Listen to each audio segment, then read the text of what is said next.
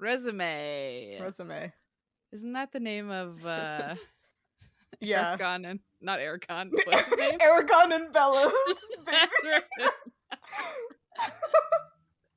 Whoops. Oh no, you've gone into the Aragon Twilight fanfiction crossover I never wanted. Nobody wants it. Nobody wants it.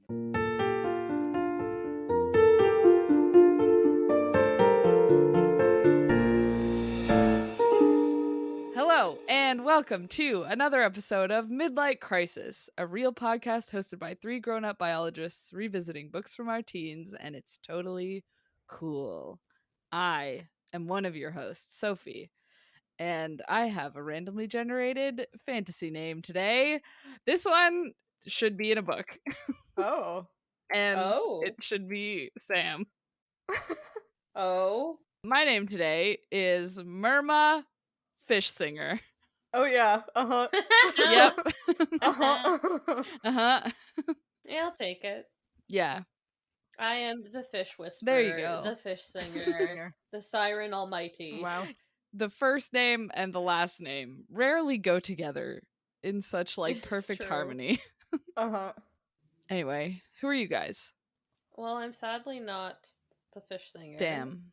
My real name is Sam, though today you can call me a Willin Dawn named. Okay. Sure. Dawn Willin named? Dawn named. Dawn named. Yeah, there's two N's in there, which is what's throwing me off. Sure. Dawn named. It's like Dawn named. Yeah. Dawn named.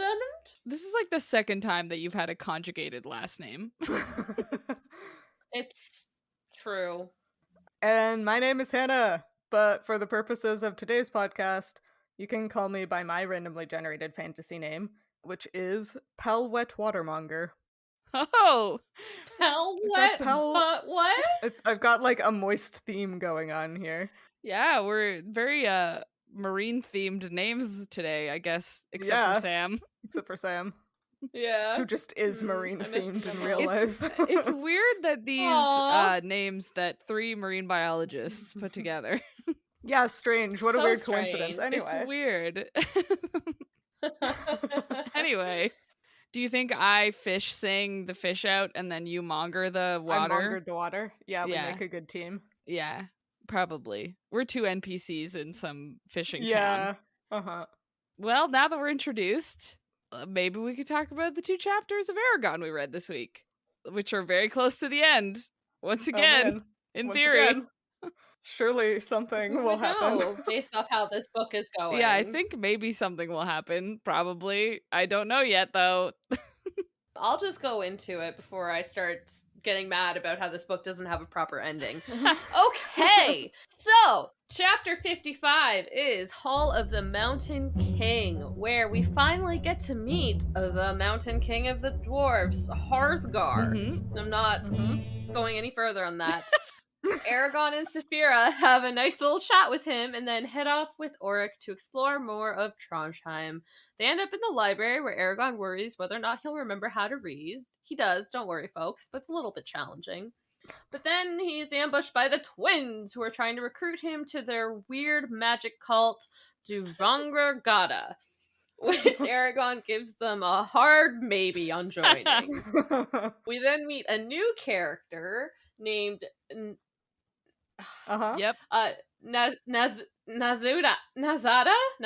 That's cool. I don't know if that's right. Anyways, Nazada sounds cool, so I'm going with it. Whom is Arya'S' daughter, sent to give Eragon a message. We learn that Murtagh is lonely, and Eragon is given permission to go see him.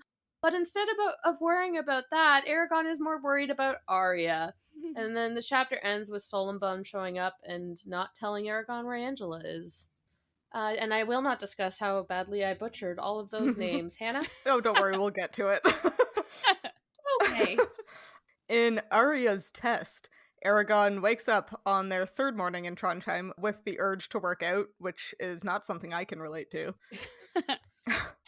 He and Saphira go to Auric, who tells them a bit about Nasuada and also where the training field is. The three of them head over there where they meet Frederick, who is some large guy with a large sword and is apparently going to be testing Aragon's martial proficiency. But before they can get started, the twins appear acting all sneery and evil, and they demand to do Aragon's magic test first before the physical one. They set him a bunch of simple magic tasks, which he manages to complete while they are actively trying to sabotage him, until they finally ask him to summon the essence of silver. Before he can attempt to do so, Arya makes a dramatic entrance and scares the twins away. Eragon is instantly horny for her, and she challenges Aragon to a sparring match, during which she kicks his butt, and they go off to talk on a nearby hill. She tells him about her capture and her imprisonment, and her plans to eventually take him to Elis Mera, and about her tattoo. After that, Aragon gets lunch, then finally decides to go visit Murtagh, and in a fun twist, Murtagh is actually in a very luxurious cell and is extremely happy to be there. He is also extremely happy to have met I immediately forgot how to pronounce her name. Naswada, and everything seems fine. Yeah, seems fine. Seems fine. Everyone agrees it's fine. I don't want to jump ahead here, but I feel like that was very out of character for Murtagh, and I could just leave it at that for now. Yeah. And we can go back to the beginning of the first chapter. Murtagh's got a crush. Anyway. We'll get to it. I have things to say about this. Yeah.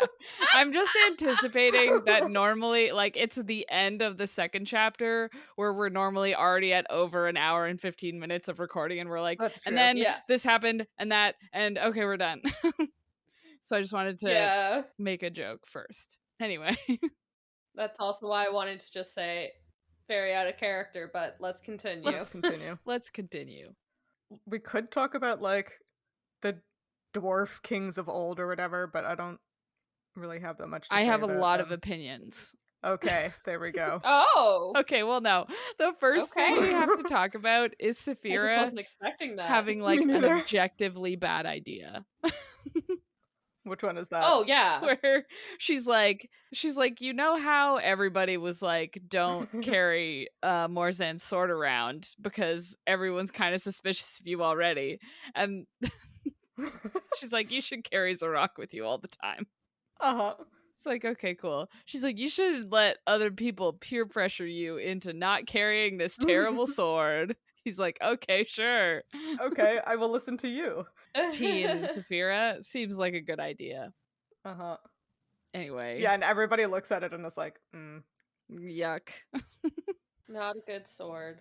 Anyway, my Dwarf King thoughts. Uh-huh. My very first important thought is that Aragon describes the, like, throne room that Hrothgar is, like, at the end of as being a good bow shot long. What the hell does that mean? What the, like, you know what measurements are. Like, Right? what do you, because we know Aragon has a long bow.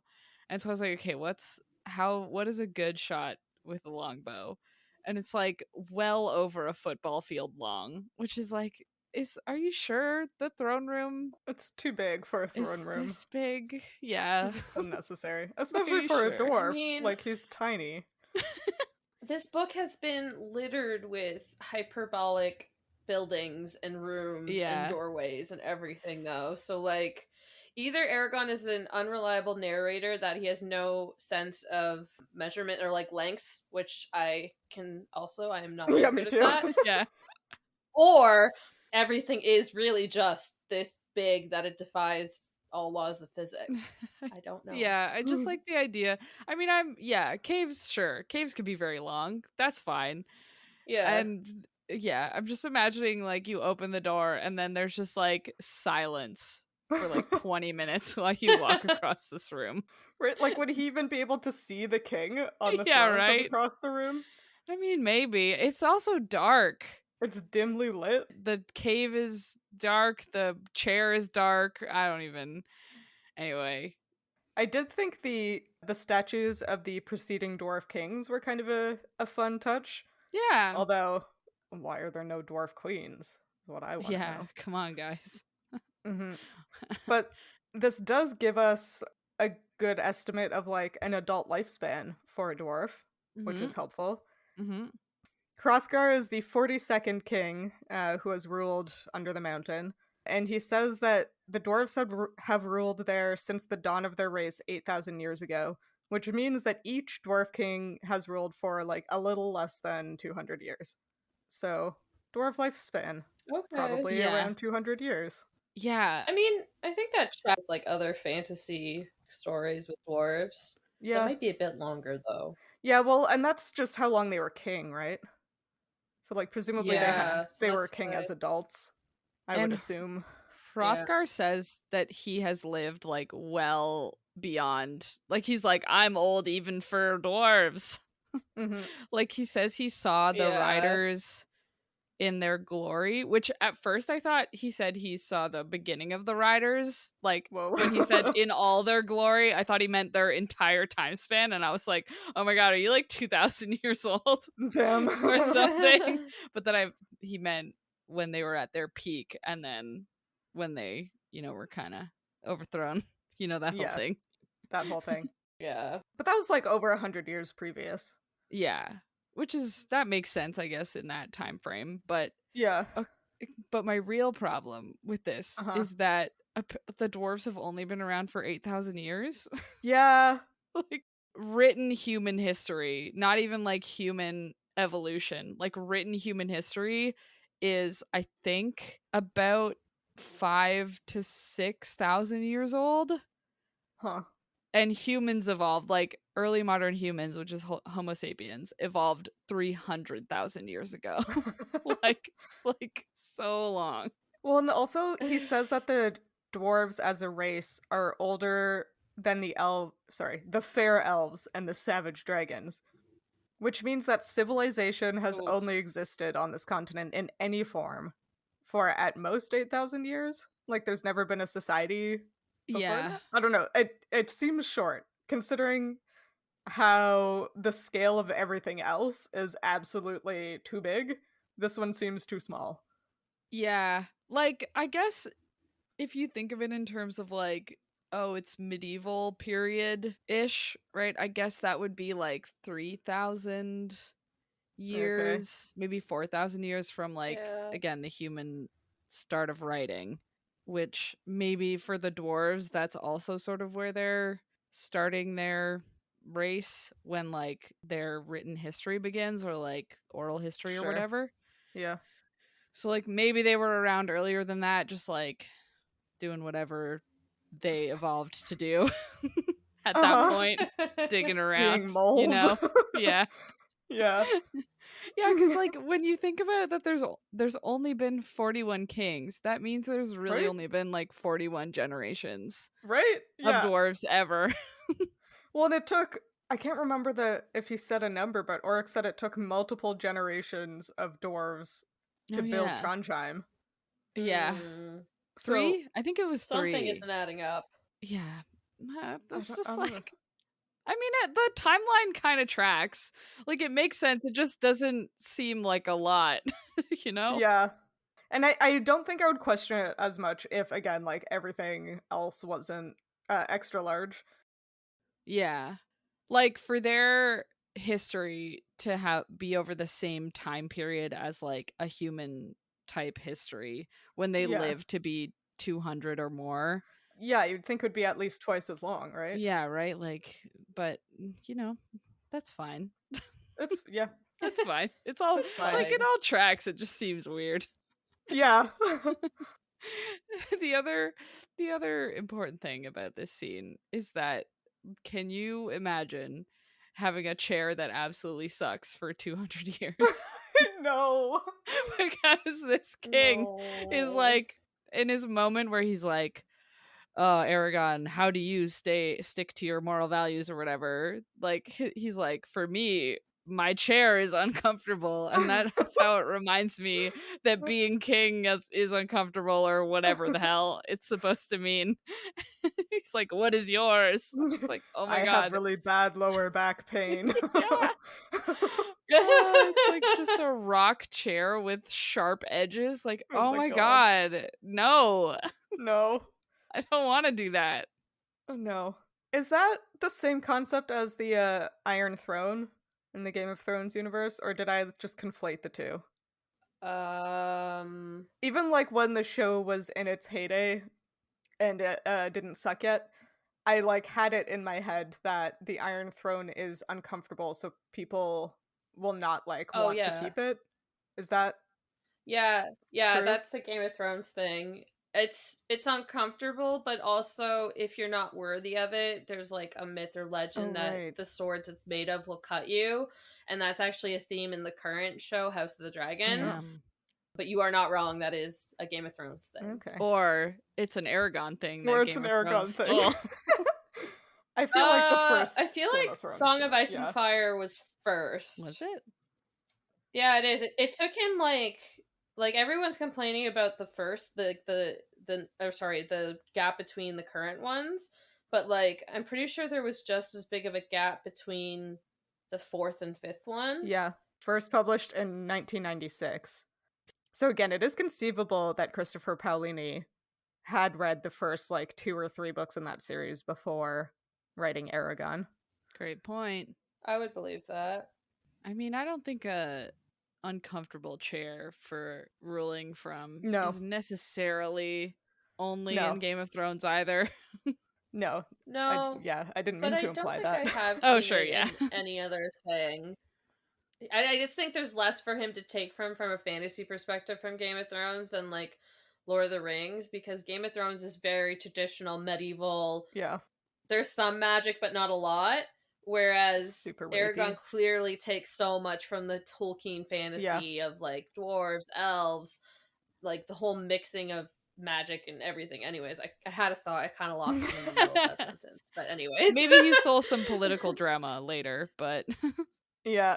Yeah, that's where Game of Thrones has its win, is it's like political as yeah. but Lord of the Rings is like just an adventure. Actually, I don't know where I was going. That it's just like it's just beautiful. Sam keeps starting thoughts and then forgetting the end of them. just beautiful. Listen, You're it's like, a Wednesday. Yeah, you're like, I just wanted to talk about how much I liked Game of Thrones at the beginning. I don't want to keep going on it because this podcast is about Aragon, but I did very much enjoy it, and I sadly am enjoying the new stuff, which makes me angry. But alas, continue. Alas, that's for our side Game of Thrones podcast. Oh my god! Yeah, let's not. I would still refuse to read or watch any of it, so that would be fun. Yeah, no. Okay. Anyway, Hrothgar speaks directly to Saphira rather than like talking about her to Eragon, which is chill of him. Yeah. And then she's all like, "Ah, violence!" And Hrothgar's response is to just sit there and be like, "Well, dragons never change." Yeah. Which is very funny to me, but also like interesting in that it implies that Saphira's like arrogance and like vengeful, violent tendencies are a species trait rather than her individually. True. Yeah. Yep. So that's just fun. Yeah. I guess maybe that would be like if a obligate carnivore had a personality. That's what I would feel it would be. I feel like it would depend on the carnivore, no? You can't convince me that carnivores don't have personalities after watching Prehistoric Planet, which I realize is fiction somewhat to a degree. But a flailing happy dinosaur with its blue arms trying to court a female is personality. Yeah, that's personality right there. That's one right there. My cat has a personality, and it's all bitch. Yeah, I was gonna say. Anyway. Yeah. So if your cat was a dragon, she'd be like Saphira. Basically. Except she would. Oh my god, your cat bites so much. I feel like that would be terrible if she was that big. Yeah. She would have killed me so many times. She wouldn't need to bite as much because she'd be way bigger than everybody, so nobody would bother her. That's true. We were talking about this, not on the podcast the other day, in the context of dinosaurs behaving like cats. Specifically, we were talking about T-Rex. But also, like, imagine dragons behaving like cats. And just, like, a giant dragon. Imagine dragons behaving like cats. Just, like, sitting, like, squatting on a bridge and just, like, slowly pushing cars off the side of it as they drive by. It's like, so you make eye contact. Yeah. Extreme eye contact as it, like, slowly pushes your car into the ocean. It's like, no, Saphira. They just, like, drop an like eviscerated chimera on your car, being like, "Here, I Yeah. got it for you." Oh my god. Put its face extremely close to yours in the middle of the night and make rumbly noises until you wake up. A dragon, just like one No. of those cats that gets into like a clear bowl and then they're just like very flat. Yeah. Dragon loaf. Yeah. Anyway. Wow, this is great. Anyway. Anyway, the other fun thing that Hrothgar does is he looks at Aragon and he's like, "I hate your fucking sword and I'm mad that you're carrying it. Yeah. Let me see it." Yeah. Okay. Okay, dude. Way Yeah. to stick to your guns there. Yeah. It's really nice. Can I see it? But I hate it. Sounds like sour grapes to me. Yeah. He's like, dang, it is really cool. Dang. It's a pretty cool sword, though. This is a pretty cool sword, though. I like, because this once again sort of speaks to like he's like, oh, it's an ill-fated blade. And so it's like, okay, so fate is like an actual thing. Well, Brahm had a fate. Yeah. And Aragon had his fortune read, and yeah, this sword has a... But it's, I don't know, it seems like this sword is just like bad because a bad person had it. Yeah. I guess I don't really understand why everybody's putting so much emphasis on an inanimate weapon. Jesus, that was hard to say. Rather than like the asshole who used the weapon to kill people. Yeah, which I guess is why the fact that he's calling the blade ill-fated, like maybe it had a blessing on it. Oh yes, true. Because we know those are things that are actual magic or curse. Yeah. Maybe it's a cursed Maybe sword. it's cursed. A real sword real that's sword? cursed. Of course, no, we're stopping there. I mean, I don't mean to constantly be repetitive, but this is a constant theme in Lord of the Rings again of swords that have like fates. Weird. Like if you think, I forget the name of it, but Aragorn's sword, they reforge it because it's like the only sword that can beat Sauron. Right. Because it's the one that, like, it's just like, it's a very big theme that swords themselves have fates I guess, and names or whatever. If you lose your magic sword, then you're just out of luck. Sorry. You're useless without your magic sword. Nobody uses a regular not all sword. swords are the same. No, only magic swords. I'm not like a regular sword. I'm a cool sword. I'm a cool sword.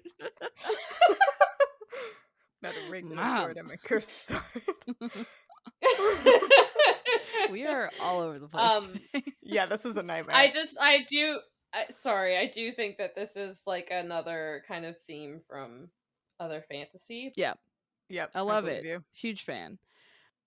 I want to talk about the last important thing here, which is that Aragon and Saphira leave, and Aragon's like, I think Hrothgar hates you. And Saphira's like, in that he is wise, especially since he's barely knee-high to me. And this, oh god, lets us do some math. Oh no. Okay. Wait, then she's not that big. Exactly. Oh. Okay, so the math I did. Go on. So we had talked before how we thought maybe if we were going to do some general size comparisons, it would be based on Ichi, the dinosaur, the bat-winged dinosaur, because like I have no idea how to use anything else really. Yeah. Yeah. That was my logic as well. Yeah, because like a pterosaur probably doesn't have the right body proportions, and also the wings are different because they specifically say Saphira has like the finger wings, the finger wings, which Ichi doesn't have technically, but Ichi has like an extra bone that makes them look kind of like. Anyway, I guess we could have used a bat, but bats, like the wing membrane connects to their leg. That's true, right? And the only bat that like runs around on all fours, like actually walking or running, is like the vampire bat. Anyway, I thought about it today. I was like, who should anyway, so I got some Ichi measurements. And this is very general, and there are two different possible sizes because Okay. When she says knee, if she's a digitigrade animal, which means they're like kind of up on the balls of their feet, sort of like if you look at a dog, right? They have the quote unquote backwards knee. Yeah. It's actually their ankle. Everything's just like extended. And Uh-huh. so it depends if she means her ankle, the backwards bend, or her actual knee, the forward bend. Uh-huh. Because those would be two different heights. Pretty significantly. It can't possibly be the forward bend. I mean, on digitigrade animals that run, like the knee isn't that much higher. I don't know. So the two heights. So for if she means the like actual knee, the one that's way up higher, she would probably be 13 feet tall. Oh, that's so small. Which is so teeny. Teeny tiny. Makes more sense though that she fits in Trondheim. Yeah. I mean, it makes way more sense than the calculations I did. That would be her head if her head was like Ichi is sort of like leaning forward a little bit, like the head is sort of like curved up, like it's not directly vertical back kind of thing. Okay. So that would be that height, because I was going off the like reconstruction of Ichi height, which isn't standing up straight. So around 13 feet at the head, depending on how long her neck is. So small. Yeah. She wouldn't possibly be able to carry 3 people. Yeah. So, like, maybe she'd be 13 feet at the shoulder. We could find some wiggle room, because her neck looks really long on the cover, right? Yeah. Yeah. Anyway, so, but if the knee is actually the ankle joint, then she would be 31 feet tall. Oh. Which is pretty tall. Okay. Yeah. Yeah. And that's about half the height of a Boeing 747. How many giraffes is that? How many giraffes tall? How many giraffes tall? She's on her way to be a Boeing 737. I actually don't know how tall a giraffe is. 10 feet? How tall is a giraffe? I don't know. I don't know. All I remember is that up. she was 2.5 giraffes tall in my calculation, which was 45 feet. Sure. Let me see. So maybe she's like a giraffe and a half. Height. A giraffe and a half. A giraffe and a half. Average height of a giraffe is: a male is 5 to 5.9 meters tall, and a female is 4.3 to 5.2 meters. So I'll say 5.1. Okay, well, she was 9.7 meters tall. Wow, so 1.5 giraffes was actually like a good guess. Yeah. A good guess. 1.5 giraffes. Wow. Yeah. It. I forgot to do the math for the wing span, but wow, how dare you? You know, whatever. That's okay. But who cares? But that's fine. Have we concluded whether she has stopped growing though? Or is she still growing? Because I think she's still on her way to being the size of a 737. Oh yeah, they don't stop growing. Okay. That's what I thought we had concluded. Okay. Yeah, yes. I'm pretty sure Brahm says that at one point. I like the 31 feet one. That sounds right. You know? That sounds reasonable to me. Yeah, because again, just to reiterate, we're basing this on the idea, based on nothing, that dragons initially were 2 legs and 2 wings, and then they magically added 2 more legs. Yeah. So that's why we're choosing Ichi as the baseline. Yeah. Listen, there's as much logic in our decisions as there are in this book. It's fine. Listen, if somebody shows up and is like, yes, the 6-legged lizard that we all love to hang out with, then I'll be like, okay, so there's hexapods in this world. Yes. The dwarves actually have 2 pairs of legs. It just hasn't come up yet. Just haven't mentioned it so far. Yeah, that's a great point. Uh-huh. I really want to get to the 2nd chapter. Yeah. Yeah. Could we just like skip to the library maybe? I mean, yeah, that's basically next. They go to the library, which is a cool other very dark cave. Yeah. Full of books. Well, I mean scrolls. There's scrolls and books. And books, okay, yeah. Yeah. Somehow the dwarves and the humans use the same alphabet, which is bonkers to me, considering that, like, surely they both had written languages before the humans came over to Alagaesia, especially if each civilization is less than 8 millennia old. And they speak like entirely different languages. That is wild.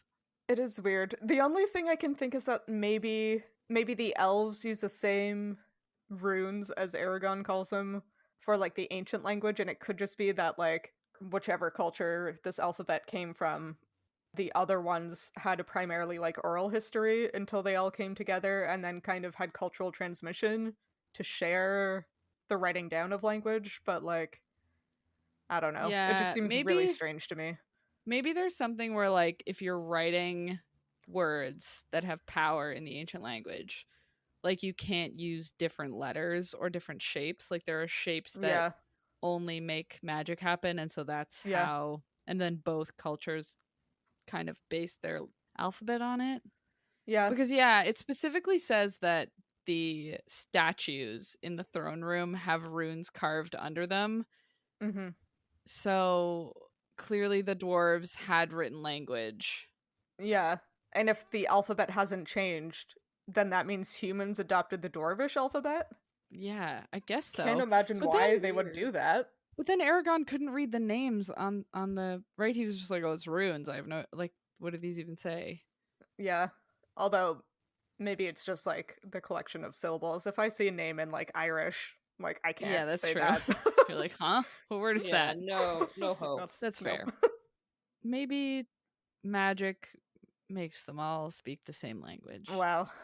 You know, That's the one. Yes, Mhm. that's the answer. that's the answer. That's Convenient. the answer. Yeah. Because of this happy coincidence, Aragon is sitting in the library reading old dwarvish poetry. Yeah, having a great time. Yeah, hanging out. I never thought of dwarves as being poets, but now I'm curious. I didn't think of Aragon as a poetry guy. Yeah, That too. It's just like very straightforward poetry, which is why the dwarves in Aragon like it. It's just like, I found a nice rock. And the rock felt nice when I touched it, and it was a nice rock, or like something like that. And they're like, I mean, he He is a dramatic teen, which everyone It's agrees true. is like the most poetry time of a young man's life, probably. Sure. It is I true. hated poetry as a teen. Were you a teen So did man? I. I wasn't, so maybe there's that. You know, that's when people would go out, you know, walk around the moors of England, write Oh, yeah. poetry, sad poetry. And then the twins show up and they're like, "Hey, join our cult." And he's like, "Cool. Yeah, Maybe." maybe. Maybe. That whole interaction was so weird. They like be snarky and pretend to be respectful of each other and then get mad at each other for pretending to be respectful. I don't know, man. It was beyond me. Yeah, I feel like if the twins were actually evil, they would be better at not being evil. You would have to hope. Like, they're Even so though- transparently evil that it's like, I can't possibly be the only one who's noticed this. Yeah. No, that's why Arya'S is going to be the real evil one, and the twins will actually be like the ones that help Aragon. Yeah, probably. Yeah, like I feel like I'm gonna not be surprised if they, you know, sell the secrets of Trondheim to somebody, or Yeah, right? they don't, you know, like, or it wasn't them, you know, like either way, I'm gonna be like, yeah, called it. I knew it. I knew it. Accurate. You just have to hedge your bets in both directions, and then you'll always be right. Yeah, I guess it kind of makes sense. Like the reason they want Aragon to join their cool club is because they want to be able to steal the words of the ancient language that Aragon knows, that Brahm taught him. And it's like the elves are still around and they just Right? like talk in the ancient language. Have you Yeah. not just listened to them? Yeah. If they're, like, good enough at magic, shouldn't they just be able to do things without Yeah. extremely specific vocabulary? Maybe they're not good at magic. That's why. They're So they're probably like, not we good at need better magic. words. Yeah. Or they're like me every time I decide I'm gonna start a new hobby. Or it's like, I'm gonna learn how to do makeup, and I get some makeup from the drugstore, and I'm like, this doesn't look very good. So if I buy expensive makeup, it will look better. And it's like, Yeah. no. You just need to be better at doing your makeup. You just need to be better Aw. at using Brisinger, the only word Yeah. Aragon knows. Yeah. You really only need to know Expelliarmus and you can do everything. Yeah, exactly. Expelliarmus. What happens after anyway. that? They have that like weird little showdown, and then Aragon goes back to find Yeah. Saphira, and Nasuada is there, who is Ajahad's daughter. She brings him a message that Aragon is allowed to visit Murtagh, but not Arya. Yeah. That's pretty much it. Yeah. Oh, and the message from Ajahad is stop blessing people's kids and get your magic testing over with. Yeah. It's like, please stop talking to anybody at all. Yeah, just don't do that. It's like, cool.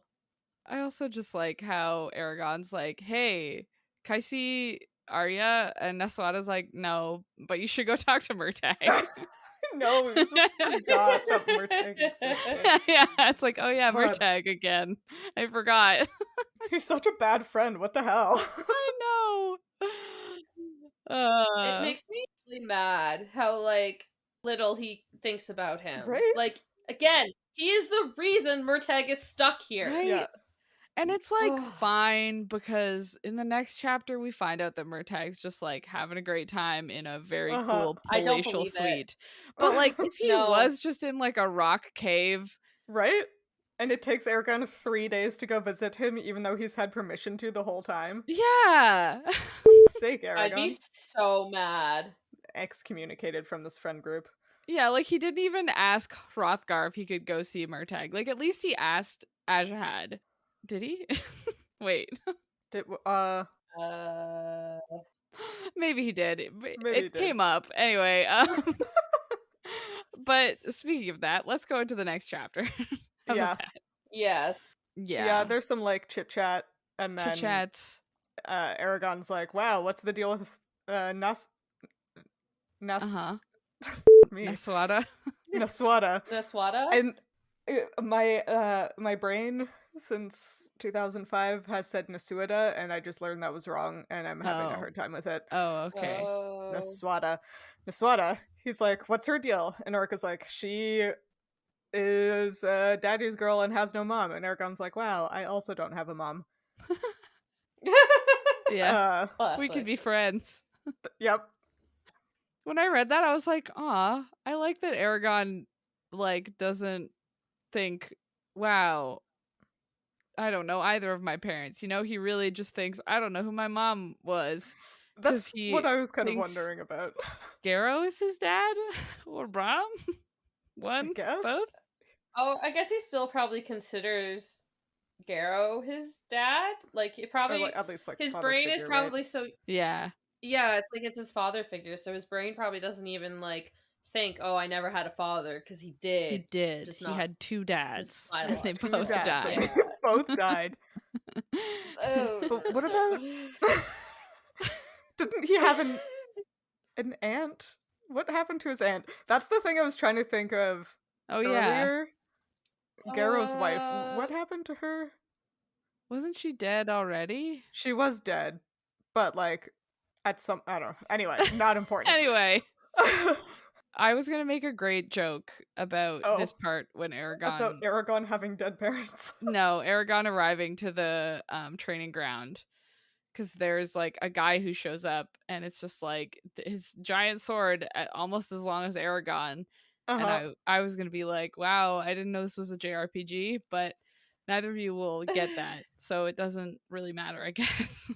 But no. Great joke, Sophie. I bet. It's so wow, I funny. didn't know Cloud Strife was in this video game. Anyway, that's my good joke. Someone will get that joke, I'm sure. Yeah, it's a long sword. Why is the sword so big? It's because in JRPGs, they always have giant swords or guns or huge. Why are they so big? I don't know. Why are they so big? Maybe you can answer this question. I don't know. Oh. Because it's cool, I guess. That's true. That's probably why this guy has one.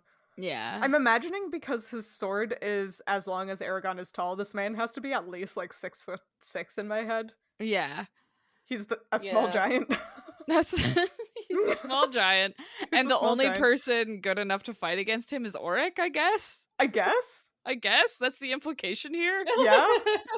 Even though Which the sword has got to be like half again as long as Auric. Yeah, I will freely admit that literally until right now, I thought this other person was also a dwarf, and I was like, he's a dwarf with a sword that's long as Aragon, a human. Oh. But he's a man. He's a man, right? Yeah. No, Human. yeah. A human. Human. Named Frederick. A human. Yeah. Yep, that's him. Yep. That's all there is to know about him, really. Yep, he seems pretty cheerful. He's the one who's supposed to be testing Aragon. He asks Aragon, how strong are you? And Aragon says, strong enough. I have to be in order to fight with magic. And I was just Wow. like, okay there, bud. Like, Okay, nobody sure, asked. yeah. That wasn't the question. That wasn't the question. But it's relevant because Frederick's like, let's do, and then before he can finish the sentence, the twins are like, anyway, magic time. Yep. The twins show up acting extremely evil. Yeah, they're like, don't sully your hands with banging on him with pieces of metal. Yep. Cool. Okay. And Auric and Frederick are both like, these fucking guys. Yeah, these guys again. Frederick's like, didn't I ban you from like my whole house? Yeah. Yeah, and Auric thinks that the twins might take things too far. Whoa. Whoa. Oh, whoa. Shocking. Whoa. Which is Anyway. true because right before they Yeah. do their test, they're like, hey, are you going to join our cult? And Aragon's like, nope. And they're like, great. It's like, fine. Fine. And yeah, so they start to do this magic test, but before they start, they draw a pentagram on the ground. I Which- missed that part. Why? Why? Again, what does a Why? pentagram have to do What? in the universe of Alagaesia? Because This is they're the first evil. time anything like this has been mentioned. Why is there a Yeah. pentagram? They don't do anything in the pentagram. They just draw it there, and then Aragon does magic like he normally does. Yeah. But they step It's- in they the don't, middle like, of it. But they don't like summon anything or like I don't Maybe know, they have like a do magic in field. their Maybe they brains. do. Wow. Maybe they're Maybe secretly, they're secretly consorting. shades. Yeah, they're secretly consorting with a demon, which is how we'll learn that hell exists. Yeah. Surprise. Yep. It's been hell the whole time. It's been hell the whole time. Yeah, and then all Uh, the magic, they're telling Aragon to do like certain tasks, and then they go out of their way to like make it harder for him Mm-hmm. because they're evil. Yeah. I guess. There's no other Yes. conclusion. They're just Yeah. dickheads. Yeah, they're trying to make him, they're trying to force him to be like more thorough in the magic he's using and use more words. But Mhm. again, I actually really like this part because I love a moment where it's like, yeah, I'm just gonna say Brazinger over and over again, and they're Yeah. gonna be furious. Yeah, the twins just get madder and madder as Yeah, Aragon keeps using the same few words to like complete his tasks, but he Yeah. has to like put them together in increasingly complicated sentences. yeah. Like, Arya shows up near, like, we'll get to that, but I'm just imagining she's like watching in the background, just like shaking her head, like those words don't go together. Yeah. He just said rock fire up. Like what? All I could think with this is I was playing like Taboo or Password or something with my family once, and the word I was trying to get them to guess was road, and I said it Yeah. was a paved conveyance upon which a car can be, and my dad started crying laughing because he was like, "Oh, you should have just said street." I was like, oh yeah. Oh, it's like the Jackbox game. Yeah. Yeah. The one that we played, right? Yeah. Yeah. Where The one it where was it's like Yeah. like it an has evil all of it was like an evil place. basement. And it was like Yeah. Hot Topic. Hot Topic. No, isn't it? It's where Yes. you purchase the evil. Oh yeah. Yes. It's where you purchase the evil. Hot Topic. Hot Oh, of Topic. course. Obviously. Oh my Oh. god, I hope that's what Aragon's ancient language is. Oh, that would be so funny. I like how the tests that are listed are pretty specific. It's like manipulating water, juggling rocks, controlling the flight of an arrow, and then freezing items. Yeah. What Just items? freezing them. Yeah, like what? They're Which like- items? It's like hardening leather, and then freezing some items. Yep, not leather. He ran out of steam as you As he was making this list. I was like, I don't know, man. I already said water. I can't use that again. Yeah, he's like, I said fire, water, rocks, leather, other stuff, arrows, you know. All of the things that there are. Mm-hmm. It just made me laugh. Yeah, and then they tell him to summon the essence of silver. Like, everything before this is like, stop the arrow, heal this scratch, and then it's like, summon the essence of silver. Like, what? And Aragon and Saphira are both like, huh? Yeah, this sounds like one of those things that's like, put the sun in this teacup. It's like, huh? Yeah. Huh? Huh? And then that's when Arya makes her extremely dramatic entrance. She just like appears and yells, "Stop!" And Aragon is immediately super horny for her voice. Yeah. It's so uncomfortable. I hate this part of this chapter. Anna was texting us before, being like, I hate this entire section. I do genuinely like Aragon the book. I hate every time Aragon is thinking about Arya. It makes me so mad. Yeah. It's so gross. It is kind of gross. He like describes what she's wearing and he says, the black leather on her shapely frame is poor raiment for one so fair. And my note is double yuck. Double yuck. Like, I mean, no. It's a romance book. Yeah, last chapter he was talking about the like tapered vest on That's true. Arya'S very broad shoulders. So, yeah, you're right, actually. Yeah. Maybe he's just like, dang, why is everyone so hot in this mountain? Because he's 16. Oh, yeah, that's fair. Everyone's hot when you're 16. What I enjoyed was that I had been imagining Arya as like a petite person. Yeah. And then here it's like she's taller than most men. And I'm like, we love a 9 foot tall woman. Right? The thing I need to know is she taller than Aragon? Because that would be great.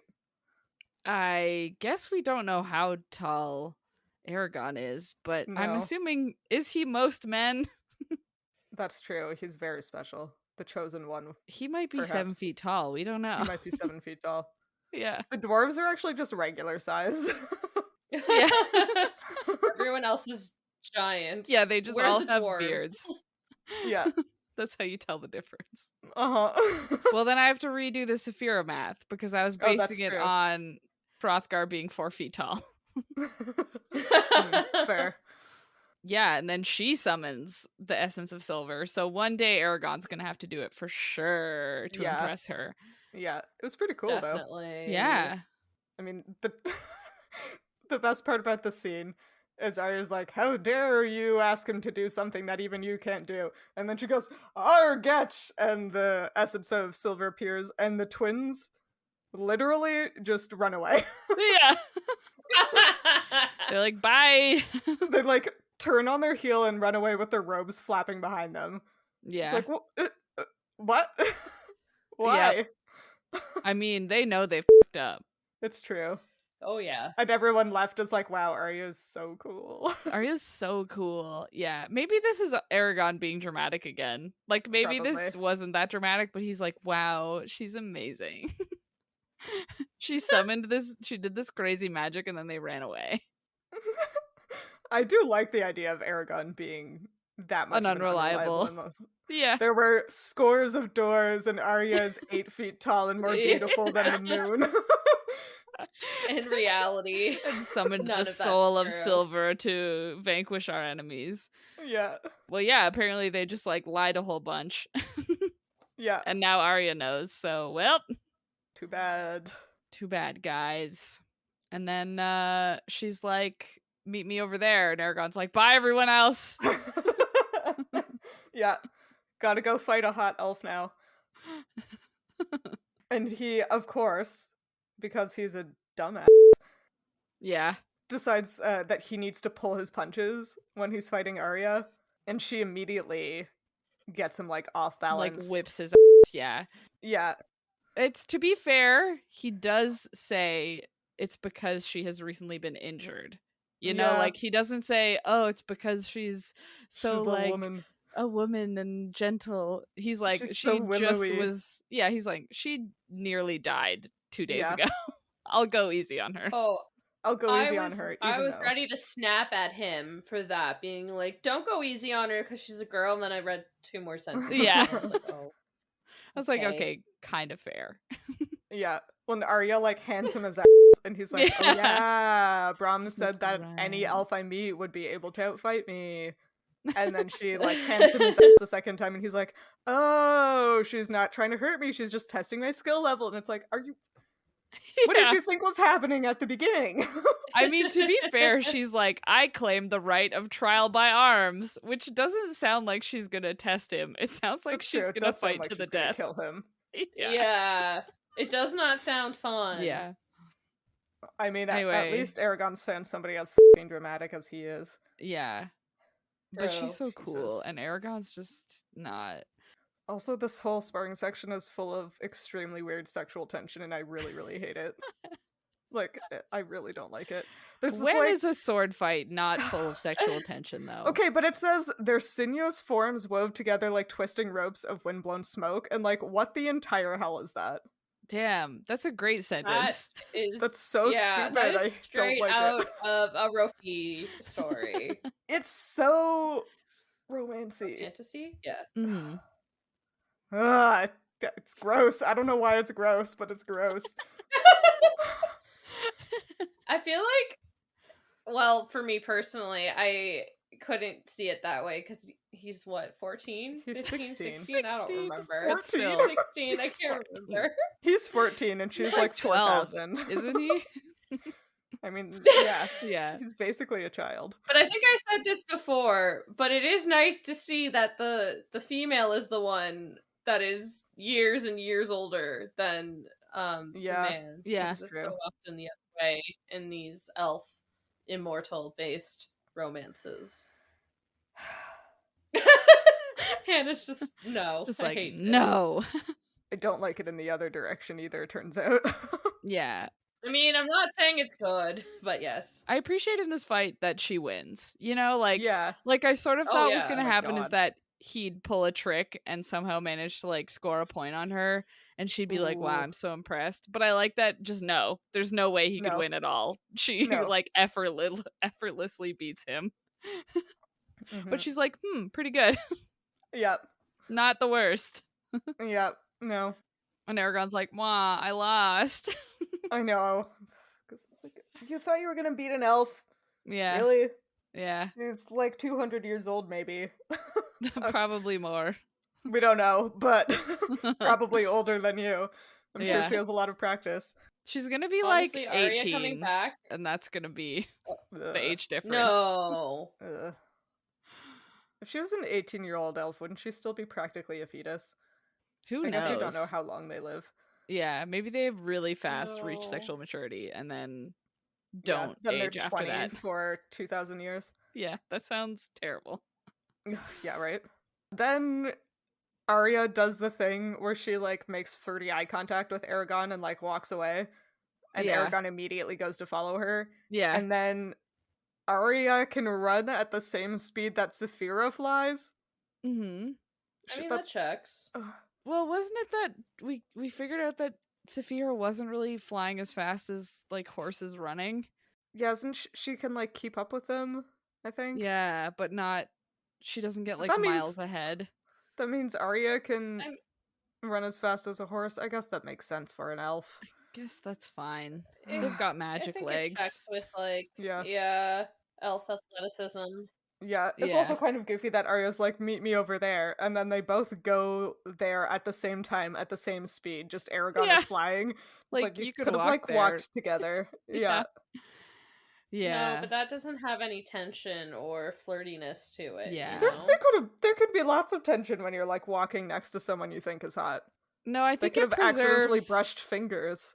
Yeah, I think it preserves Arya True. being way cooler than Aragon. Like, she's like, meet me That over there. too. Anyway, True. I'm too cool to be seen with you anymore. Yeah, And and then walks he away. chases her. Yeah. And then Saphira gets jealous Yeah. for some reason. She's like, wow, Arya's like okay to look at, I guess, but kind of weird. Yeah, she kind of looks like a horse. Have you ever noticed that? And Oh it's my like- god, I couldn't believe that. It's so like, weird. what? Why are you like why are you mentioning her like physical form? Like, do you Right? want Aragon to think your physical form is nice? Like, huh? Yeah, that's Like, weird. that's weird. That's weird. No, Don't like it. don't like that. Nope. I mean, whatever. Yeah, I mean, Saphira Saphira's a clearly, weird teen. she's super weird.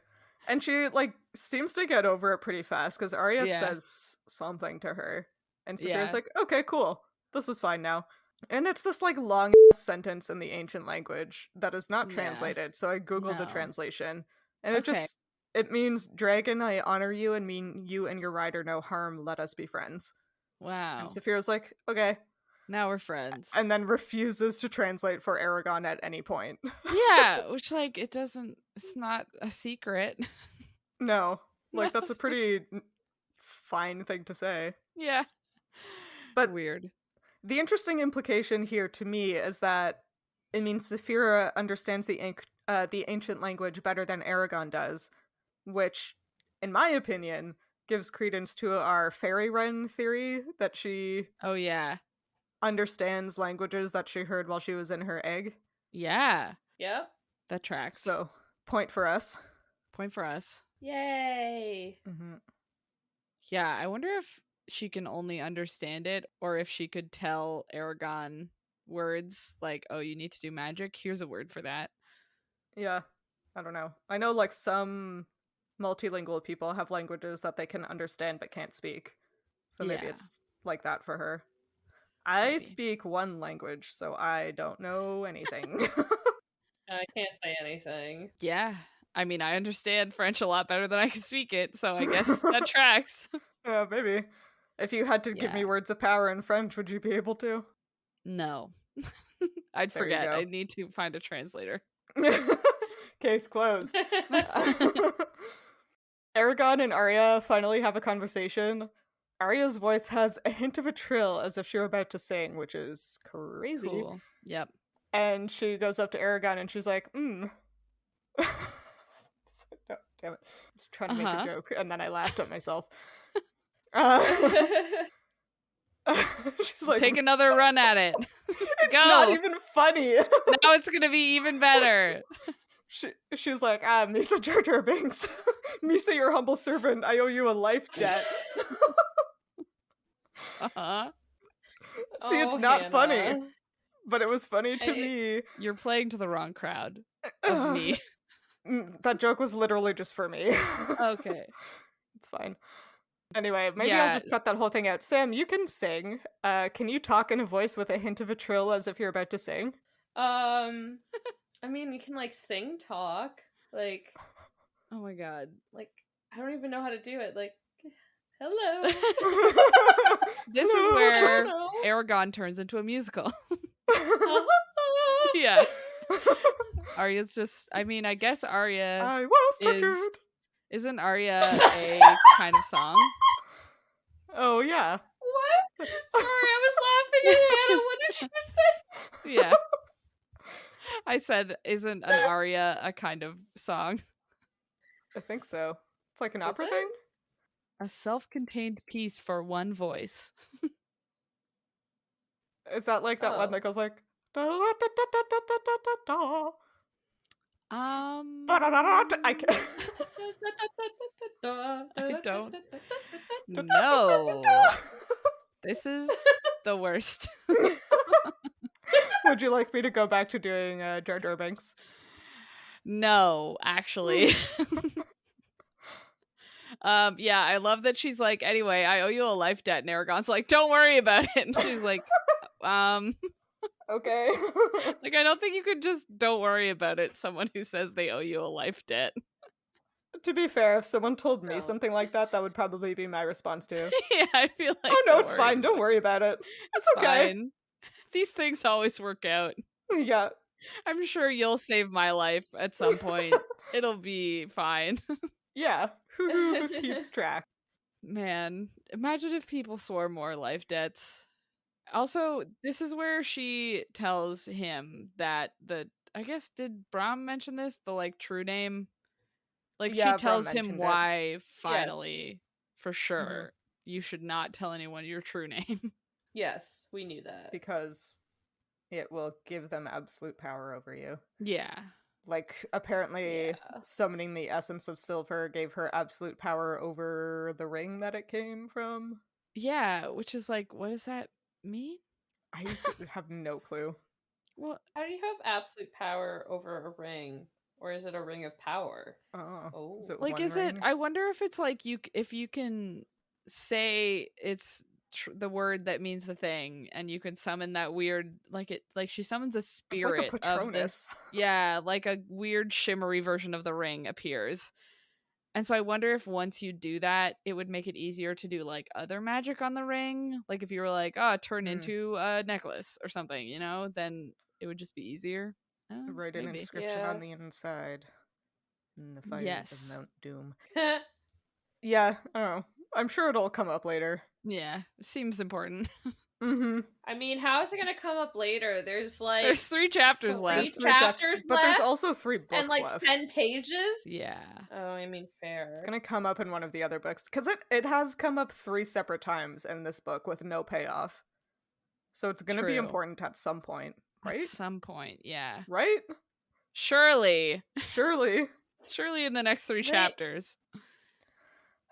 All this book has going for its ending right now is that Arya came back, because like it's just Aragon waking up, having a day, going back to bed, waking up, having a day, going back to bed, waking up. Just literally, that's what the last few episodes have been. We've just been like going through like Aragon's day to day. What the heck is the point of this book? What is the ending?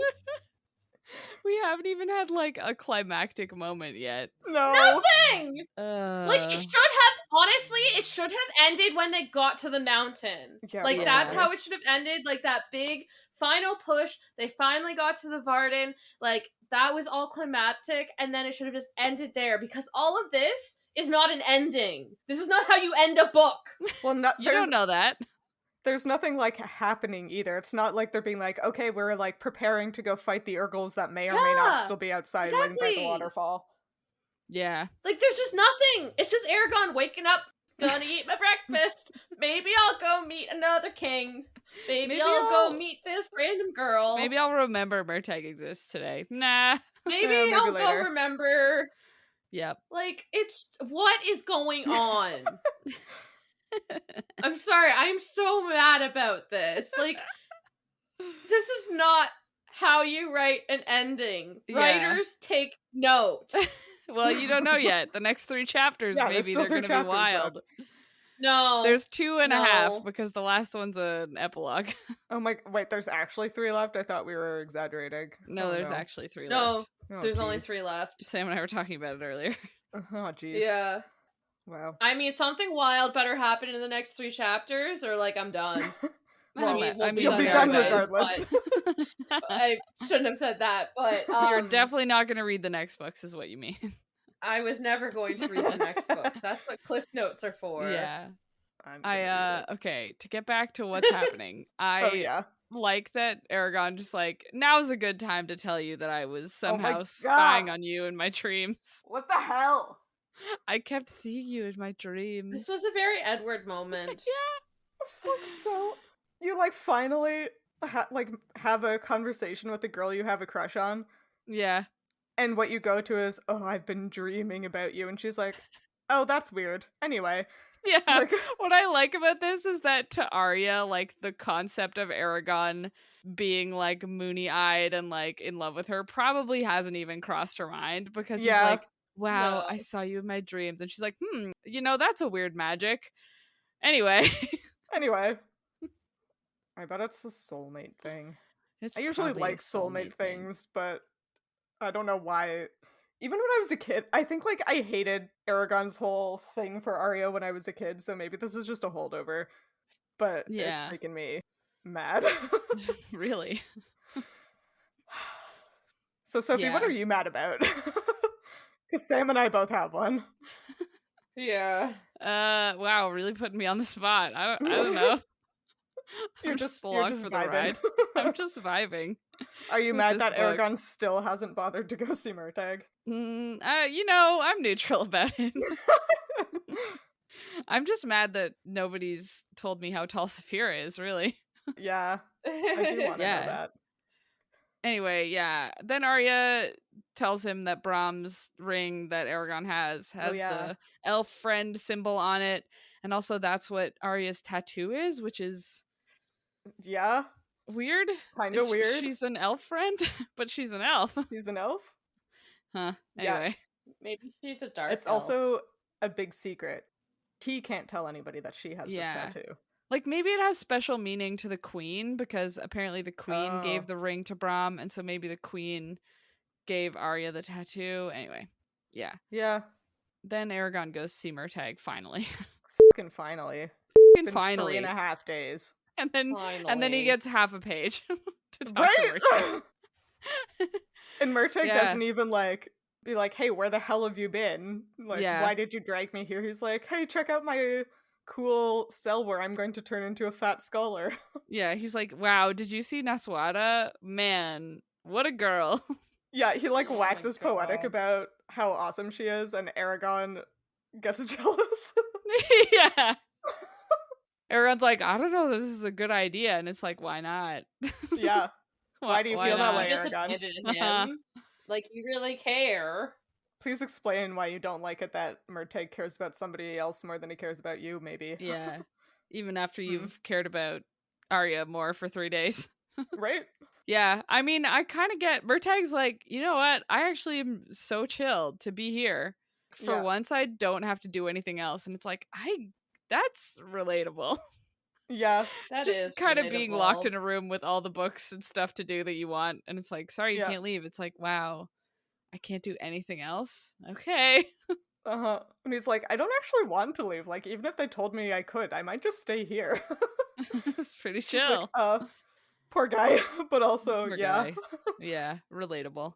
Yeah, he's like, nobody can, hurt me or be mad at me if I'm just in this cell by myself. It's like, that's... Yeah. kind of sad, but, I'm glad you're having a good time. And he's like, also, Naswada could come visit me, whenever, if she wanted to. It's like, yeah, cool. Yeah, she could. She could. You know who else could come visit you whenever they wanted to? Aragon. Too bad he never wants to. Too bad he forgets. He just doesn't care. What a bad friend. Yep. Shall we guess what's going to happen next? Oh, yeah. In the 2 chapters before the epilogue? Surely some kind of a battle? Yeah, okay. So the next chapter is called The Shadow Lengthens. And then the next chapter after that is called Battle Under Farthendur. Ah, okay. They got one chapter. There's barely any pages left. How is there going to be a battle? There's 40 pages There's no left. pages left. I have the book in front of me. It is a little sliver of nothing. It's going to be an easy battle. They're going to win so fast. Oh, sorry. I didn't mean to bang my phone. You just I was just punched really your angry. microphone because you were so Did you mad. throw the book across the room? Yeah. I threw my phone. I want to throw this book across the room. Yep. Okay, so the shadow that is lengthening is the Empire's shadow, right? Yeah. That's what it is, probably. Probably. No, it's Aragon Galbatorix. standing on the side of the mountain as the sun goes down and his shadow gets long and he thinks Or about the what he did shade? that day and then he goes to bed. Yeah. Or perhaps the shade shows Perhaps up. the A shade? shadow. The shade. He does, yeah. goofy pun names. One of Yeah. these chapters was in the Hall of the Mountain King. Sure. Like, I bet the shade shows up. I bet the shade shows up. Yeah. Was he there with the No. He was presumed dead in Gilead. Yeah. The Urgles are there. What are the Urgles doing there? Did they just leave? Didn't they all die? Did they all die? Didn't he drown them all or something? No, or he did something really gruesome. Yeah, he broke a bunch of their legs, but not all of them. Yeah. I'm guessing the shade shows up. The twins let them into the mountain because they're secretly evil. And then they're fighting in Farthendur or under Farthendur because they got let in. Yeah. Yeah. And then we all bookends? agree. Yeah. And then the book ends? And then the book ends? Doesn't Aragon kill the shade at some point? Maybe? Who knows? I know nothing. I don't know. I know. Okay, well, maybe book 2.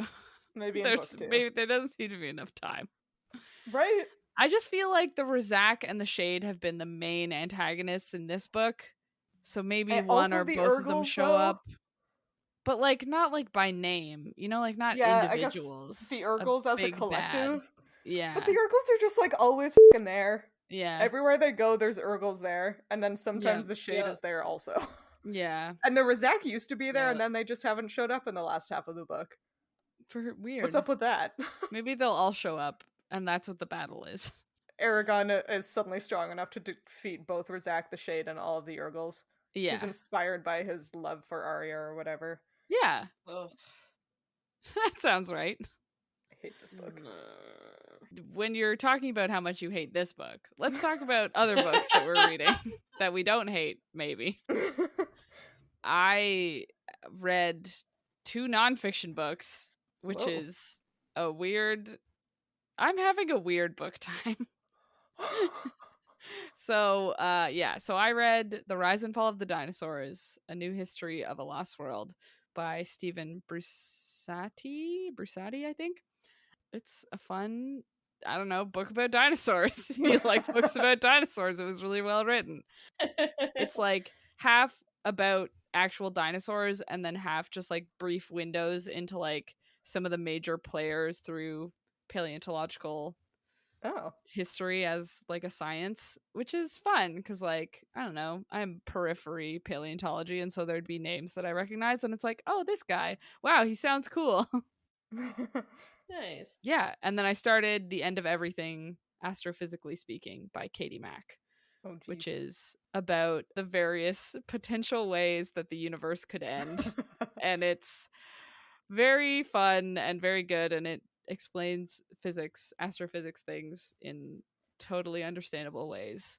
I'm having a good time. Wow. Minus the part where it's like, and this way that the universe could end could just like happen in the next 10 seconds and you wouldn't know. It's like, great. Cool. Interesting. That's no fun. Warning. Yeah. I just need to add that to my, existential constant life dread. Yeah. Yeah, but they explained it in a fun way. What about you guys? Well, Sophie is being all smart. I am not. I am just reading smut. Anyways, so I am reading Kingdom of the Cursed, which is the sequel to Kingdom of the Wicked, and this book should not be advertised as YA. Oh. That's all I'm gonna say. It's wow. Anyways, it shouldn't be adult either because the writing is very YA, but the content, wow, just very descriptive. Anyways, and then I'm also started listening to today The Wedding Date by Jasmine Gulroy, which is just a rom-com, and they're already smooching, and I'm only like 20% in, so it's gonna be good. And then I also started listening to a memoir called Crying in H Mart by Michelle Zauner, which is really sad because it's about this woman and her mom having cancer, and I had to stop listening to it, which is why I started listening to the romance book today as well. Yeah, fair. Jeez. And I will finish it. It's very good, but it just hits a little too close to home, so alas. Hannah? I don't really have anything interesting to report. I'm still reading Carrie Soto is Back by Taylor Jenkins Reid, and I'm still listening to the Greenbone saga, but now I'm on book 3, which is Jade Legacy. I did finish Jade War. Nice. Yep. Did you like it? I did like it.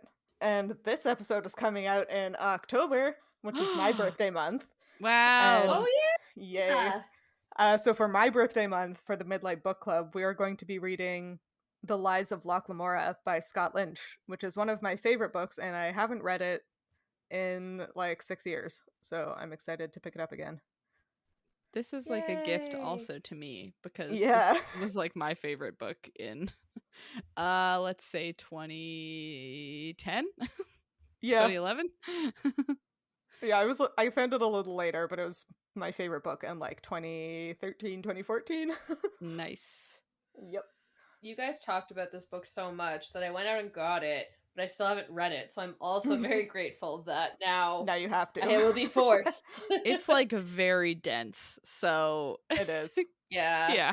I do just want to say that as an update for our September book Oh, club, yeah? I know Hannah hasn't read it yet, but Sam yelled at me for like 3 days. Oh. I was so mad. Uh-oh. So mad. Sam had all the emotions that I had. Oh my Uh-oh. God. So funny. I could not believe. How dare I was she? like, I shouldn't be laughing, but also I remember having all of these feelings. I legit got to the part that is like I guess one of the big twists, and I was just texting her. I was like, "Did this actually happen?" And I'm like sitting listening at my microscope, Like, and all I'm like caps. just texting her. I'm like, "Oh my God, what, Sophie?" And like, I was just like cackling. raging. Anyway, Oh my God, yeah, it was a good time. Can't wait for Hannah to finish it. Well, yeah. For anybody who's forgotten since last episode, that's Oh, Gideon yeah. the Ninth by I forgot. Tamsin to Muir. mention that. Yep, that's our September book. If you liked this chapter of Midlight Crisis, consider rating and reviewing us on Spotify or your podcatcher of choice. You can talk to us and find fun-related content on social media. We are at Midlight Pod on Facebook, Instagram, Twitter, and TikTok, and all chapters of the show thus far are available on our website, midlightpod.podbean.com, and on YouTube. And a relatable moment for us, 3 people who definitely judge books by their covers. Aragon browsed through the volumes with delight, reaching eagerly for those with interesting titles or covers. Hell yeah. How else are you supposed to know if it's good if the cover's not good? Literally, If what you're else not am I supposed judging to a judge book it by on? its cover, you're not doing it right. I didn't write the rules. It's just the way it is. Yeah. I don't have time to read every book to know if I liked it. Yeah, come on. Come on.